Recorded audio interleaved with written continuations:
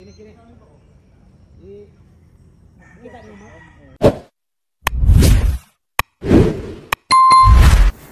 you ready? Stand by.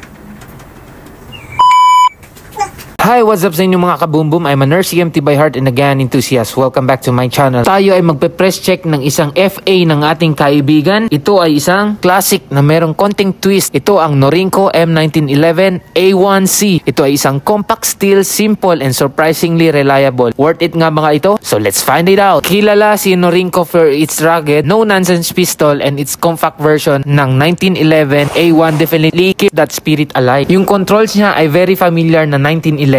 Merong thumb safety, grip safety, and classic serrations. This compact A1C keeps many of the G1 style features pero in a shorter slide and barrel. Napakasimple ng iron sights niya pero napaka-usable. Yung trigger niya nakakasurpresa. Very predictable with just a bit of take up. At the range, itong si Norinco A1C performs like a sturdy workhorse. Napaka-snappy ng kanyang recoil dahil sa kanyang compact size pero manageable naman even for smaller shooters. So the gun, it's basic full metal jackets with no issue and the weight keeps shots on target. As a nurse, EMT, and someone who's always thinking about real-world application, itong 1911 na compact is better suited as a range gun or home defense backup. Napakabigat niya for EDC and the G1 sights are not ideal for low light. So worth it ba itong Norinco A1C? If you want a reliable compact 1911 na hindi ka gumagastos ng malaki ay pwedeng-pwede siya. Pero kung gusto mo naman ng mga modern features, night sights, or lighter carry options, ay meron tayong maraming available sa ating market. Thank you for watching. If nag-enjoy ka sa press check review na ito, please hit like and comment your thoughts about the Norinco 1911 series. And subscribe for more EMT, firearm, and real-world gear content. See you in the next upload. Goodbye.